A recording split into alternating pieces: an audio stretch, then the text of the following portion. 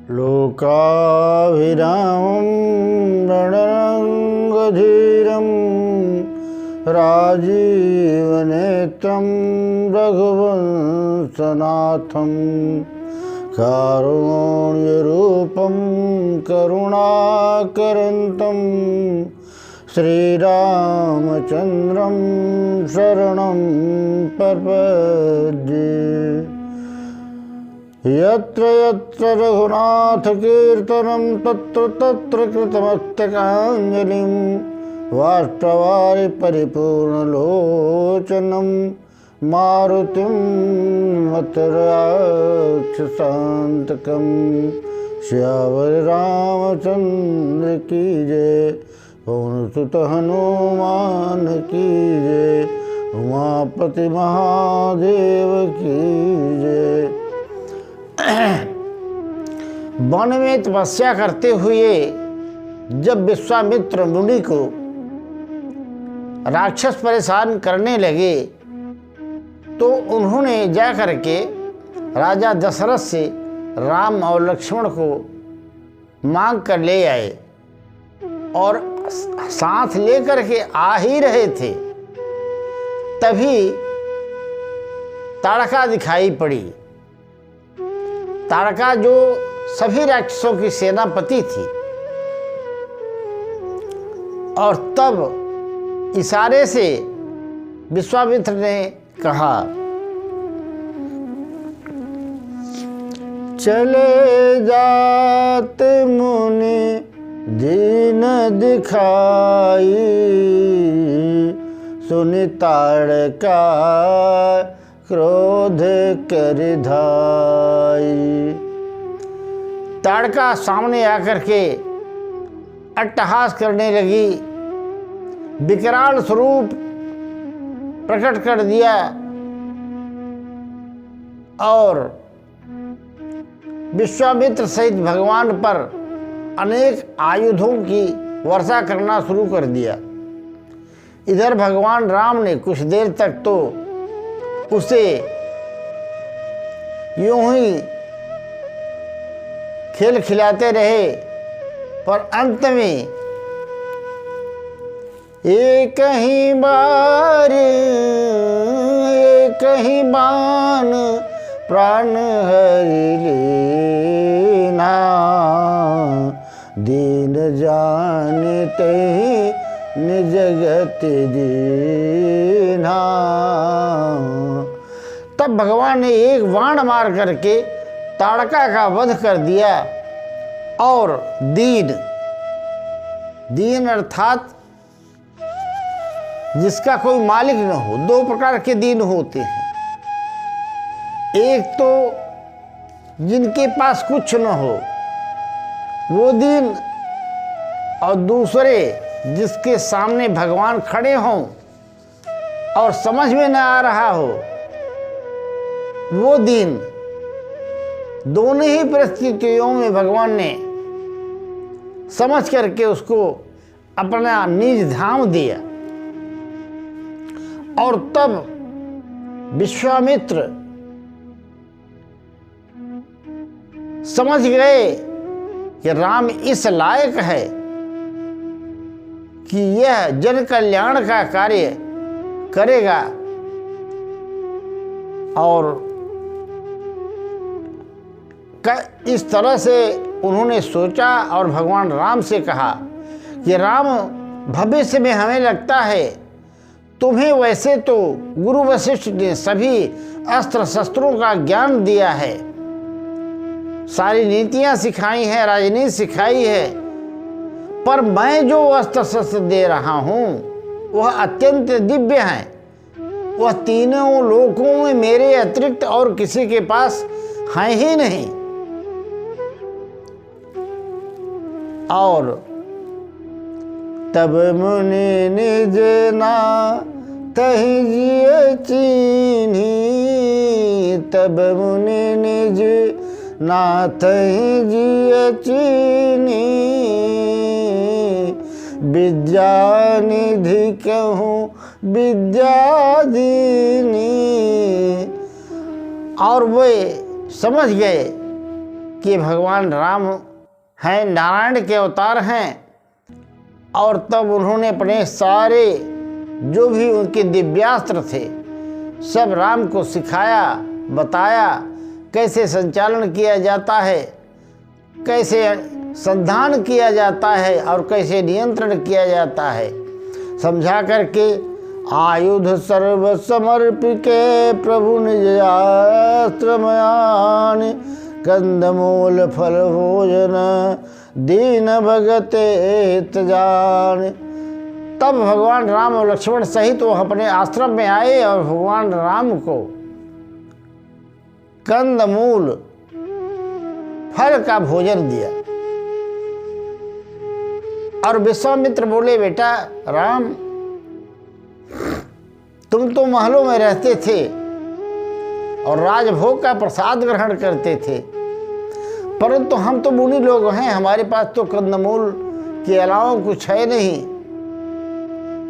राम जी बोले, अरे गुरुवर, आप क्या कहते हैं? जो मिठास, जो आनंद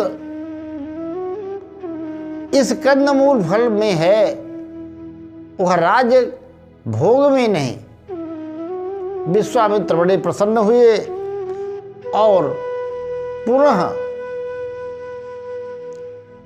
भगवान राम ने उनको आश्वस्त किया कि आप यज्ञ करिए, हम रक्षा करेंगे। प्रातः कहा मुनि सन रघुराई निर्भय यज्ञ करहु तुम जाई। होम करने लागे मुनि झारी आप रहे मखे के रखवारी। सारे ऋषि मुनि इकट्ठे होकर के यज्ञ करने लगे, होम करने लगे। इसका धुआं उठा और उसे देखते ही राक्षस समझ गए कि ऋषि मुनि होम और यज्ञ कर रहे हैं। और तब वो अपने समूह को लेकर के दौड़े।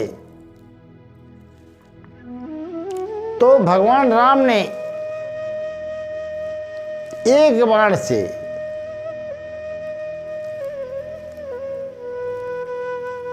तो सुबाहु को मारा और लक्ष्मण जी ने इतने में पूरी मारी सुबाहु की सेना का वध कर दिया। और भगवान राम केवल एक बिना फर का बाण मारा। सुनि मारीच निशाचर क्रोही लय सहाय धावा मुद्रोही बिनु फर वन बाण राम तेहि मारा सत योजन गा सागर पारा। बिना फर के बाण मारते ही वह 100 योजन पार लंका में जाके गिरा। और कुछ दिन तक वहाँ पर ऋषि राम लक्ष्मण के साथ रहे। और राम जी लेटे हुए थे, लक्ष्मण चरण दबा रहे थे।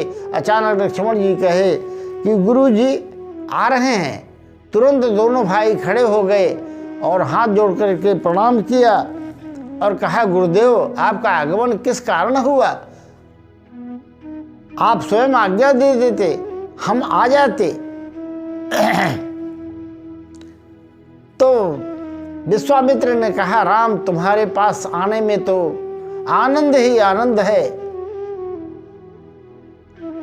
इसलिए मैं स्वयं चला आया। और तब उन्होंने बताया,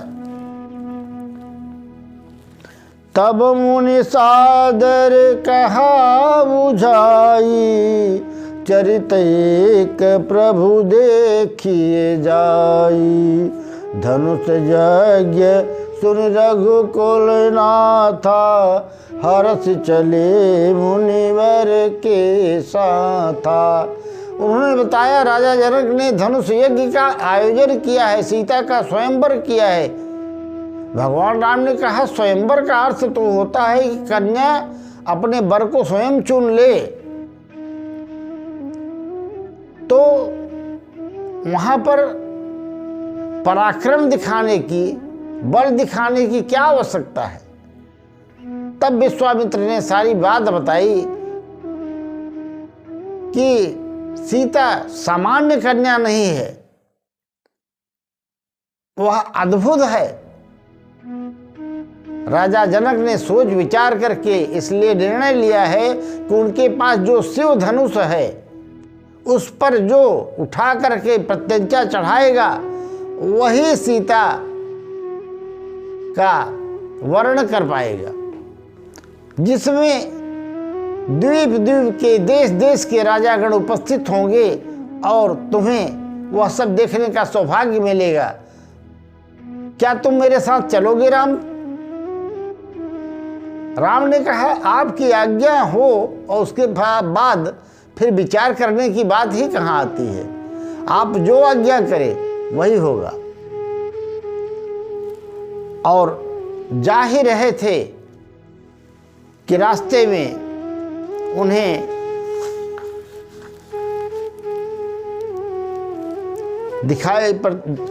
गंगा माता दिखाई पड़ती हैं। चले राम लक्ष्मण मुनि संगा, गए जहाँ जग पावनी गंगा। और गंगा जी के तट पर विश्वामित्र, लक्ष्मण और राम गए। विश्वामित्र के आदेश से सभी ने पुष्पों से माँ गंगा का पूजन किया। और तब विश्वामित्र ने माँ गंगा के पृथ्वी पर आने की पूरी कथा सुनाई। हे राम, इन गंगा माँ का तुम्हारे वंश से, कुल से बहुत बड़ा संबंध है। इक्ष्वाकु वंश में एक बहुत ही प्रतापी राजा हुए सगर, जो कि अश्वमेध यज्ञ कर रहे थे। अश्वमेध यज्ञ में घोड़ा छोड़ा जाता है, परंतु इंद्र जो था वह देवराज इंद्र इनसे ईर्ष्या रखता था, जिसके कारण वह घोड़ा चुरा करके पाताल में ले जा करके कपिल मुनि के आश्रम में बांध दिया।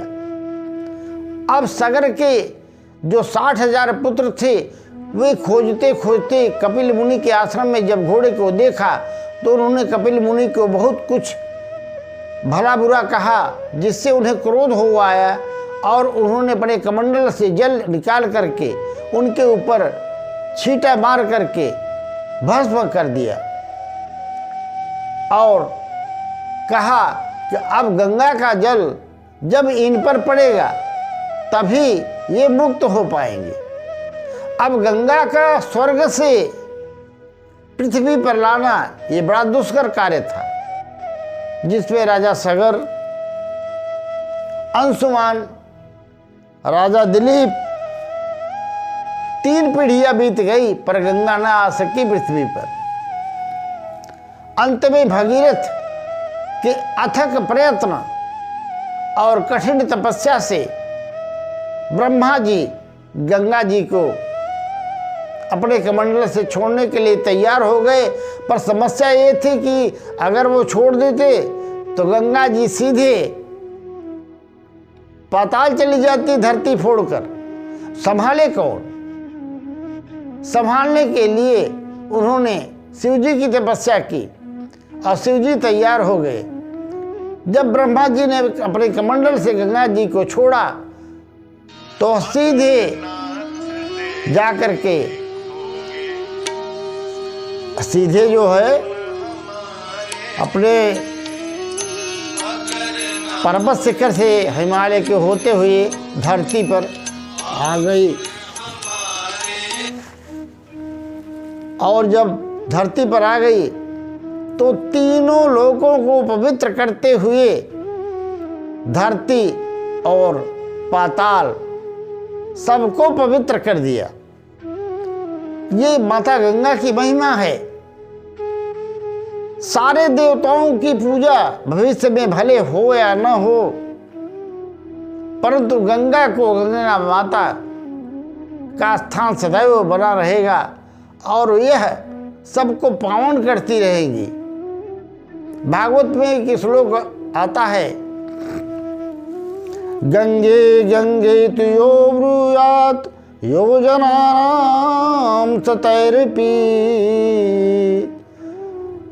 गंगे गंगे योजनानां सतैरपि मुंचते सर्व पापानां ब्रह्मलोकम स गच्छति। अर्थात 400 कोस दूर से भी जो गंगा गंगा इस नाम को पुकारेगा वह समस्त पापों से मुक्त होकर के वैकुंठ में वास करेगा। गंगा की महिमा बता करके आगे बढ़े ही थे कि रास्ते में भगवान राम ने देखा क्या कि एक आश्रम दिखाई पड़ा जो कि एकदम निर्जन था और वहां पर एक तुलसी का पौधा दिखाई पड़ रहा था, पाषाण की एक प्रतिमा दिखाई पड़ रही थी। आश्रम एक देख जग माही, खग मृग जीव जंतु तहनाही। पूछा मुनि शिला प्रभु देखी, सकल कथा मुनि कहा विसेखी। प्रभु राम ने जब विश्वामित्र से कौतूहल बस पूछा कि ये कैसा आश्रम है, तब विश्वामित्र ने बताया कि एक अत्यंत दीन नारी की एक यहाँ पर आत्मा वास करती है, जिससे तुलसी का पौधा दिखाई पड़ रहा है, वरना तो सब निर्जन हो गया है। इसके पीछे लंबी कथा है। ऋषि गौतम अपने पत्नी के साथ रहा करते थे, अहिल्या जिसका नाम था। अहिल्या अत्यंत सुंदर थी, जिस पर इंद्र मोहित हो गया था और वह उसे भोगना चाहता था। एक बार जब रात्रि को गंगा स्नान के लिए गौतम ऋषि गए तो उसी समय इंद्र ने गौतम का छद्मवेश बनाया और धीरे धीरे चोरों की तरह गौतम की कुटिया में प्रवेश कर गया। अहिल्या भी नहीं समझ सकी और जब इंद्र बाहर निकल रहा था उसी समय गौतम ऋषि आ गए और उन्होंने जान लिया ये इंद्र है, तो उन्होंने इंद्र को श्राप दिया नपुंसक होने का। परंतु क्रोधावेश में उन्होंने अहिल्या की मजबूरी नहीं समझी, उसको भी शिला बनने का श्राप दे दिया। तब से वह राह देख रही है। भगवान राम ने कहा किसका राह? तब वशिष्ठ ने विश्वामित्र ने कहा जो पतित को पावन बना देते हो, जो पतित को पावन बना सकें उनकी राह देख रही है। और तब भगवान राम ने सारी बात समझ करके अपना चरण थोड़ा सा ऊपर उठाया, पवन देव ने सहायता की और चरण रज जैसे ही उस पर पड़ी वह एक सुंदर नारी के रूप में परिवर्तित होकर के भगवान राम की स्तुति करने लगी। और उसका प्रेम पुलकित हो गया। प्रेम से वह मुख से वचन नहीं आ रहे थे, गदगद कंठ हो गया था और कहने लगी मैं बहुत ही बड़भागी हूँ। और फिर मन में धीरज करके भगवान की हर प्रकार से स्तुति की। मित्रों, वीडियो अच्छा लगा हो तो कमेंट में जय श्री राम, जय हनुमान अवश्य लिख दीजिएगा।